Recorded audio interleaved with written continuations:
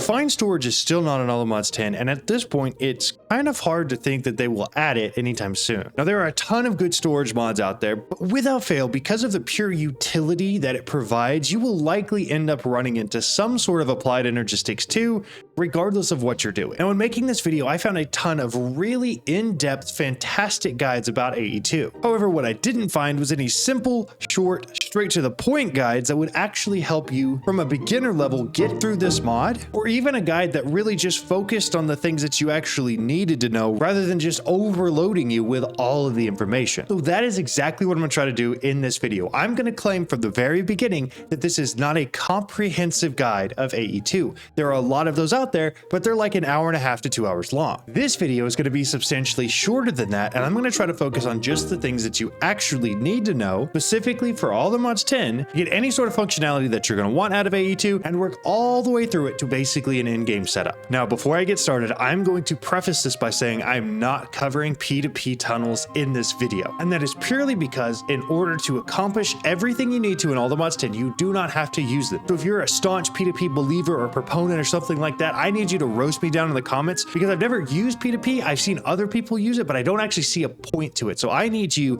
to literally bully me into actually taking the time to figure it out and understand it so that maybe I see the light and wireless connectors are not the way, P2P is the way. Don't forget to like and subscribe. Let's get into it. Now, before we get into the actual meat of the video, I want to tell you guys about the sponsor of today's video, which is BerryByte. They offer incredibly reliable and reasonably priced servers. If you're looking to set up your own modded Minecraft server, they're definitely the platform for you. They make setting up your own server as easy as it can possibly be with instant one-click setup on servers that use incredibly fast Ryzen 9 CPUs. They also offer configurable built-in backups, which is not something that you get by default in all the mods 10. And on top of all of that, they offer server locations all around the globe so that you can pick a server location that works best for you. And just when you thought it couldn't get more configurable, they also offer an array of different server packages that you can pick the exact CPU and RAM combination that works for you. Now, all the mods 10 recommends that you use at least 6 GB of RAM, so I would recommend you at least start there. However, they also make it incredibly easy to upgrade in case you have more people playing on your server than you thought you would. If you want it to be even better, you can use code JohnHall at checkout to save $5 or JohnHall20 to save 20%. Thank you, BerryByte, for being an awesome supporter of the channel. So step number 1 is setting up a beginner ME system. And that is exactly what you see here in front of me. This is everything you need to get started with Applied Energistics 2 and have an ME system that you can actually store items in. We're going to start over here on the left and we will move our way to the right. And I'll show you very briefly what each item is and what they do. The first thing you'll need right here is a charger. These are incredibly easy to make. All it takes is iron and copper, and it creates this charger right here. It's important to note, this thing has to have power in order to run correctly. I would recommend making this first, plugging it into power, and then putting a compass in it. This compass right here will turn into a meteorite compass, and it will lead you to meteorites. The second thing you can do with the charger is put Certus quartz crystals in it. It will charge them up and you will get charged Certus quartz crystals. You'll need those in just a second. Now, I have noticed in the latest version of AE2 that the compass itself is a little bit buggy. If you look down on your hotbar, you can see it moving and pointing in a certain direction, but when it's in your hand, sometimes it doesn't.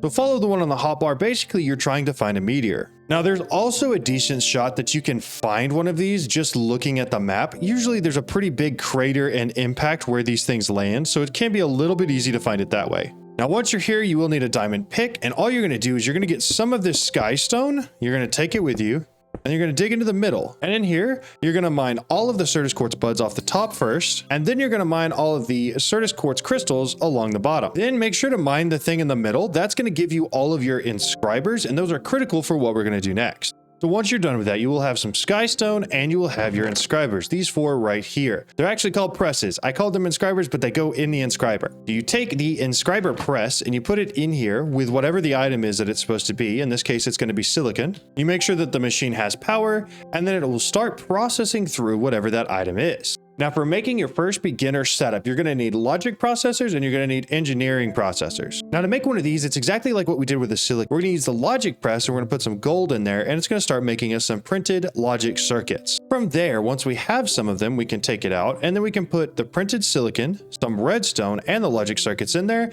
and it will print us some logic processors. You can follow this exact same process using the silicon, the redstone, and the printed circuits to make any of the processor. So in order to make this first ME system, you're going to need 4 important things. Number one, you're going to need an ME controller. Now, the ME controller is pretty easy to make. You're going to need one of those engineering processors we just talked about. You're going to need some skystone blocks, which is just the skystone that we got from the Meteor earlier, put through a furnace. And then you're going to need some of this flux crystal. In order to make the flux crystal, all you have to do is get some nether quartz, some redstone, and the charged Certus quartz. Throw one of each into some water, and it will give you back 2 flux crystals. Just to demonstrate this, throw one of each in there, and poof, it turns into the 2 flux crystals. So that's how you make the ME controller. Now, once we have the ME controller, we're going to need to connect it to different items.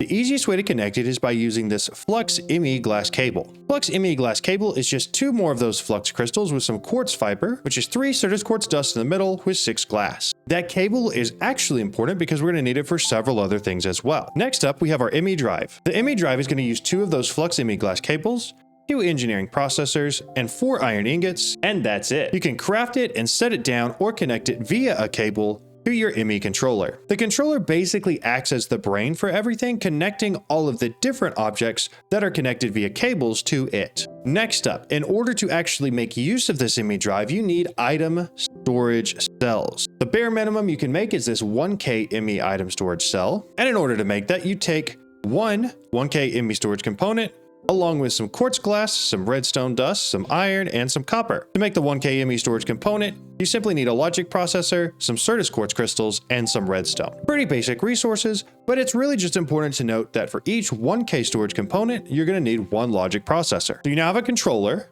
you have an ME drive, and you have a disk to store items on. In order to access those items, put items in, pull items out, you're going to need one of these. This is called an ME terminal, and this has to be connected via an ME cable. It can be a glass cable, a smart cable, a covered cable, whatever you want, but it has to have a cable. This terminal right here will allow you to access the items that are in your storage system. Now, this one's a little more funky to make.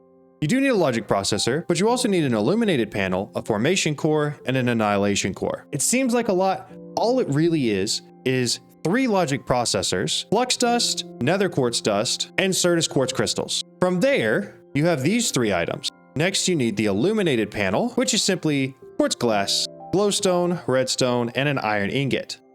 All of these items are incredibly cheap and easy to make based off of basic resources that you can find in the game. From there, if you want to go extra, you can also make a crafting terminal. This crafting terminal has a crafting table down here at the bottom. It will automatically pull items out of your terminal into the crafting area so that you can craft as much as you want. This crafting terminal is just one of the basic terminals, a calculation processor, and a crafting table, and you're good to go. So that right there is everything you need for a basic ME setup. The only thing worth mentioning about this is that all of the resources you're going to need are basically redstone, nether quartz, skystone, glowstone, diamond, iron, copper, redstone, gold. And that's really it. If you have those items, you can make this. The only thing that usually keeps me from making this on day 1 or day 2 is the requirement to basically have to go to the nether to get the glowstone and the nether quartz. But once I have those 2 items, I'm good to go. All right, so you have your basic system. How do we expand from here? What do we do to make this better? I'm going to go in order of the items that I would set up. Feel free to follow along, but this is the order that I would actually create these items in. The next thing that I would do once I have a basic ME setup is I would fill up that first ME drive with 1K storage drives. They're going to come in handy later, so you might as well have them. From there, because I'm tired of making processors and printing the presses and doing all of that by hand, what we're going to try to do is get the circuit slicer and the crystal assembler set up next. Now, in order to do that, you have to have another item called Entro. Now, in order to create these Entro crystals, you're going to need to take your flux crystals, turn them into flux blocks. All that is 4 flux crystals crafted together makes a single flux block. And then you're going to need these Entro seeds. These Entro seeds are incredibly cheap to make and take basic resources. All you're looking at doing is getting some ender pearls ground down into ender dust. You can use mechanism or AE2 for this. Redstone, glowstone, skystone dust, which is just your skystone blocks that you got from the Meteor earlier, ground down into dust, and then some sort of sand. And that creates you 2 Entro seeds. To actually create the Entro crystals, we're going to be using these growth accelerators with these crystal resonance generators on top. These allow these crystals to grow a lot quicker. We put 4 of these flux blocks inside of here and then Entro seeds. Now you'll see these crystals will start growing incredibly quickly. Once they're fully grown, I would recommend mining them and then allowing it to grow another one.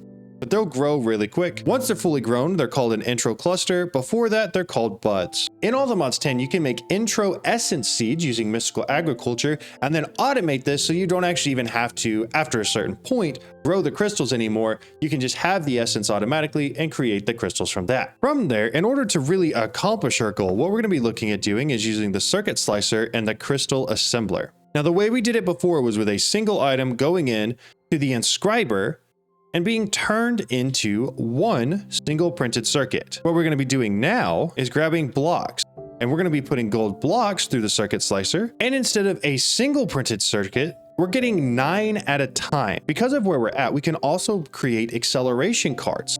And these acceleration cards make this go so much faster. So you can see you're getting printed logic circuits like crazy, especially compared to the Inscriber method. On top of this, you can do the same exact thing with printed silicon. And then to sort of round off the importance of this method and why we would do it this way, if you throw in all of the printed logic circuits, your silicon and your redstone into here, you'll see exactly why the crystal assembler is awesome. It makes these printed logic circuits go incredibly quickly. So I always start with making these two. However, very rarely will I do this manually. What we're going to be getting to next is how to actually set up autocrafting. So this right here is what I set up for my first autocrafting setup. These are 4 pylons. Each one has 8 pattern providers and 8 molecular assemblers. In each one of these molecular assembles, I make sure to add 5 acceleration cards to make them as quick as possible. And then these pattern providers are where I can actually store the patterns that I'm trying to craft. Now, in order for this to work correctly, I do have to have a pattern encoding terminal. However, these are incredibly easy to make. And effectively, all you have to do is put blank patterns up here, select something that you want to be able to craft, click the encode pattern button, and then that will create a pattern for you.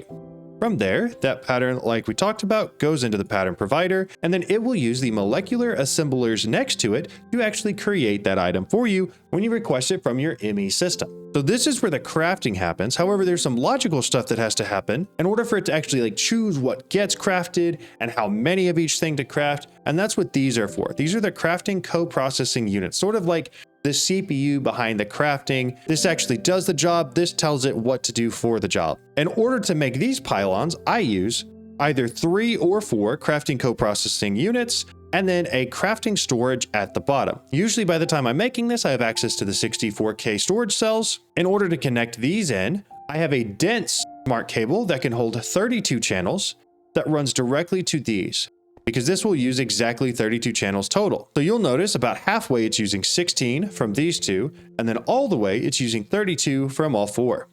This one right here is using 8. There are 8 pylons, which will allow me to do 8 crafts simultaneously. Make sure that all of this connects back to your ME controller and that your ME controller has power. From there, in order to upgrade this setup, there are 2 things that we're going to do. The next step from here is, instead of using the normal pattern providers and molecular assemblers, we use the extended ones. The extended molecular assemblers allow you to do 8 crafts simultaneously within the same block instead of just 1 from the normal ones. And the extended pattern providers allow you to store 4 rows worth of patterns instead of the single row that the normal pattern provider allows. In general, I will do this exact same 4 pylon setup, but with these, and then I will upgrade these to the 256K crafting storages. If you really wanted, you could go to the mega co-processing units, but I don't do that very often just because I don't feel a need to. But those are the first 2 setups for auto crafting. In order to keep this all next to each other, it's worth mentioning the third, which is the assembler matrix and the quantum computer. Now, I have an entire video dedicated to this in case you want to go see it, but effectively what you're doing is building a quantum computer structure and the assembler matrix. The quantum computer is 218 quantum computer structures, 121 quantum computer accelerators, a 256 million quantum computer storage, a quantum computer core, quantum computer multi-threader, and a quantum data entangler. In order to actually build the multi-block structure, it is a 7x7x7 structure, and the entire outside is these quantum computer structure blocks, and everything else that I just listed off goes on the inside, and it does not matter where. It can go literally anywhere on the inside as long as all of those blocks are actually there. The assembler matrix needs 150 matrix walls, which are these guys right here. It needs 68 matrix frames, which are these guys right here around the outside, 60 craft cores, 60 pattern cores, and 5 speed cores. Very similar to the quantum computer, all of the walls and frames go on the outside, the walls in the middle, the frames on every edge. It's a 7x7x7 structure, and everything else I listed, the 60 pattern cores, the 60 craft cores, and the 5 speed cores go anywhere inside you want as long as they're there. This is by far the fastest autocrafting setup, and it works incredibly well. Would highly recommend you make this as soon as you can, because it'll allow you to store an absurd amount of patterns, as well as basically having an infinite number of crafts that you can do simultaneously. All right, now because we're covering multi-block structures, we're going to cover that next. This right here is the ME controller that I always built. There are much better ones out there. There are different ideas, concepts, whatever. It depends on if you're using wireless connectors or P2P, what controller you want to build, but this one has always worked for me all the way to the end of the game. Once I had everything automated for the star, this functions perfectly. I never use all of the channels on this ME controller. So all it is a 7x7x7 structure. Once again, you fill in every edge, all of the outsides, and then in the middle, all you do is run 2 from each center on each side. Don't put the middle block in or it will break, but each side of this entire ME controller looks exactly the same. Now, the reason you want to build a big ME controller is because you can get 32 channels using wireless connectors out of each one of these sides. Every open face allows you to have 32 channels. So speaking of wireless connectors, let's do this next. Suppose that you had an ender chest with items that you wanted to import into your system using an import bus. However, this is not close to your system. In order to connect it, you're going to need 2 items. Number 1, these wireless connectors, and number 2, the wireless setup kit. On one side, doesn't matter whether it's on the controller side or on the object side, we're going to put one of these wireless connectors down, and we're just going to right click it with the wireless setup kit. Then we're going to fly to the other side, in our case the controller. We're going to set it down on a face that has some open. We're going to set it down adjacent to at least one open ME controller face, and we're going to right click it with the wireless setup kit. You'll see it says it's connected to, and then it'll provide the coordinates of the last wireless connector. And from there, you'll see this one is connected as well. This import bus shows as online now, and you can now import everything from your ender chest using this cable to the wireless connector as if that wireless connector was that cable was connected right here. Now, the restriction to this is that it does not travel interdimensionally. It has to be in the same dimension that your ME controller is in order for this to function correctly. Now, this is probably the part where I should insert a little quip about P2P not being necessary. I understand that you can get a lot more channels out of it. I've just never needed that many channels, even in a completely endgame situation. So I've never used P2P. But if I was going to have a section about it, it would go right here. Last but not least, because we're talking about connectors and how to connect AE2 ME systems to other objects or things or whatever, it's worth mentioning that there are 2 devices. One of these is called an ME interface. This basically acts as almost a chest that things can pull items out of. It will keep things stocked. And then the next one is an ME storage bus. The ME storage bus can go on the side of any other storage location, such as a chest or a functional storage controller or a sophisticated storage controller, and it will connect anything that's a part of that block, or in the case of like functional storage, any of the chests that are connected to the storage controller, and it will act as if all of those items are a part of the AE2 system, simply because it can tell where they are and how to get them. So the storage bus basically acts as like a viewer into other storage systems with the ability to pull items out and put items in. It's a fantastic tool to use, and if you're interested about how to connect that to functional storage, there's a world download on my Discord for my streaming world that I'm doing right now, where I have that exact setup already in place. A storage bus into a functional controller with a whole bunch of drawers around, and the AE2 system can just pull items out and put items back in. Now, the ME interfaces are especially cool for items that you can't necessarily store inside of your AE2 ME system. What it allows you to do is connect a storage bus on one end, in this case for something like souls from Industrial Foregoing. You put a storage bus right on top of the soul laser base that stores all the souls, and you can't import it into your ME system because there's no item cell or anything like that will hold them. However, because your AE2 system knows where those souls are at, you can create an interface, hook it up to some soul pipes, drag the Warden souls in here, and because it knows where to get them from, it will also export them right here. It will act like this is a chest with those Warden souls in there that the soul pipe can pull from and put into all of your soul surges. So both of those items are incredibly beneficial, useful to have. Figured I would mention them because we're talking about AE2 connectors. All right, so the last thing I want to do is I want to give you a quick walkthrough of sort of like an end/late game AE2 setup, just to kind of give you an idea of where to start heading towards or what to look for when you're trying to upgrade your system. Now, you're going to see a lot of things you recognize here. We have our same pylons, we have our same CPUs, we have the same assembler matrix and quantum computer. In addition to that, what we've done is we've created these. These are extended ME drives, which means that they can hold 20 item storage cells instead of simply 10. Now, what you should really be aiming for is probably not to store everything inside of your ME system with item, fluid, chemical, and infinity cells, where you have a very large number of 256K item storage cells. That's what I have at the top. You have a very large number of these fluid storage cells as well. In addition to that, add some chemical storage cells, because there's a lot of chemicals that you're going to get, especially from Mechanism, that it's incredibly convenient to have a place to store. So those are the first 3 types of item storage cells that once you have your basic resources automated, it's pretty easy to create. From there, what we're going to be looking at creating is some of these infinity cells. The infinity cells basically operate as an infinite amount of whatever that one particular item is. I usually create the ones for water, dirt, cobblestone, lava, endstone, and netherrack, because you need a lot of those items. And it's very convenient to be able to import all of those items in your ME system, and it doesn't take up any extra space, because if you're auto picking up the cobblestone that you're mining, it'll go directly in here and basically just be voided because you have an infinite amount of it already. The next thing we're looking at that makes your life a lot easier, that I probably should have mentioned earlier, is the ability to have a wireless connection to your AE2 system. What I'm holding in my hand right now is a wireless universal terminal. And this wireless universal terminal is the combination of a wireless pattern encoding terminal, a wireless pattern access terminal, and a wireless crafting terminal. Those 3 things are simply put into a crafting grid together, and they are combined to make this. And this wireless terminal can access all of my items, can create new patterns, and can access all of the existing patterns that I have. Now, in order to connect this to the AE2 system, using this wireless access point, create a dimensional card, which will allow you to access your AE2 system across dimensions. I've seen a lot of people have issues with this in particular.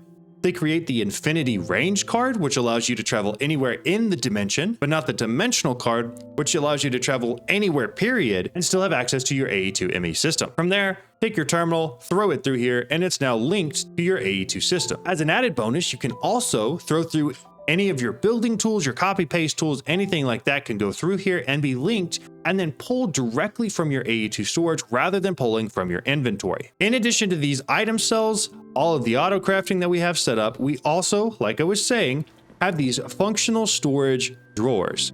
These all have the max netherite upgrades in them, and in order to connect it to our ME system, we have a wireless connector running into a storage bus that's connected to the storage controller. Because of this, say an item like carrots, we have 35,000 right there. Inside of my AE2 system, we can see all of those carrots right here, even though they're technically in a drawer. The storage bus simply allows you to see all of the items that you have in here. Now, you may not be at this point yet, you may not even really be close to this point, but the point of me showing you all of this was to tell you 2 things. Like we talked about earlier, there's a world download for this world. So if you're curious about how any of this stuff works, join the Discord, go check out the world download section, and see if there's something that you're missing or if this can help you at all.